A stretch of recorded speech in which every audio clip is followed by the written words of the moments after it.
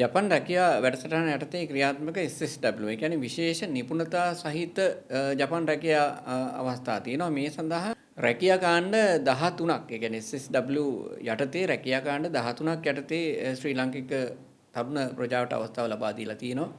ගුවන් යානා කර්මාන්ත අංශය, ඒ වගේම නාවික ශාස්ත්‍රයේ නාවික නැව් ඉදිකිරීම ආදී රැකියා ශාස්ත්‍රය යටතේ කියාටේක, ඒ වගේම හෝටල්, අවන්හල්, ගෘහාශ්‍රිත රැකියා, ඒ වගේම කෘෂිකාර්මික රැකියා, ඉදිකිරීම් අංශයේ රැකියා, මේ බෙදිලා යන රැකියා අවස්ථා තියෙනවා.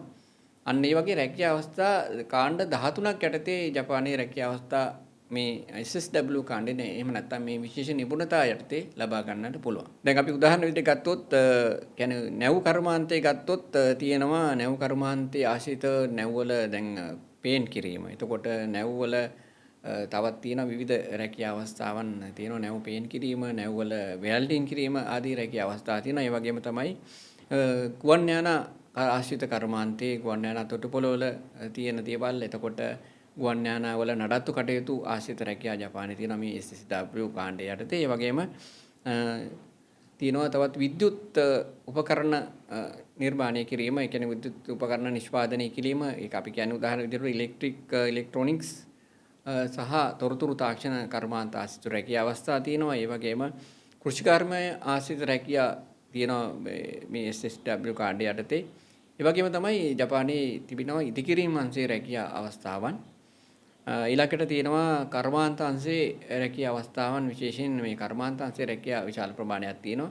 ඒ වගේම තමයි කෙයා වර්කර් කියන ආශ්‍රිත රැකියා. බිල්ඩින් ආශ්‍රිත, ඒ කියන්නේ අපි දැන් උදාහරණයක් කිව්වොත් එහෙම යම්කිසි ගොඩනැගිල්ලක පිරිසුදු කිරීම ආශ්‍රිත රැකියා විවිධ රැකියා අවස්ථා විශාල ප්‍රමාණයක් තියෙනවා. ඒ වගේම ජපානයේ ප්‍රසිද්ධයි මෝටර රථ කර්මාන්තයේට. ඉතින් මේ මෝටර රථ කර්මාන්තයේ ආශ්‍රිත රැකියා විශාල ප්‍රමාණයක් තියෙනවා. අපි කියන්නේ උදාහරණයක් මෝටර රථ සහ දැන් තියෙනවා අපි මෝටර බෝට්ටු ආශ්‍රිත රැකියා. ඒවා නිෂ්පාදනය කිරීම, අලුත් වැඩියා කිරීම, කොටස් එකලස් කිරීම ආදී රැකියා විශාල ප්‍රමාණයක් තියෙනවා. ඒ වගේ තමයි ආහාර සැකසුම් ආශ්‍රිත රැකියා. අවන්හල් වල තියෙන මේ රැකියා අවස්ථා ආහාර සකසන්නට, ඒ වගේම ආහාර නිෂ්පාදනය කිරීමේදී තියෙන ඒ ආශ්‍රිත රැකියා අවස්ථාවන් තියෙනවා.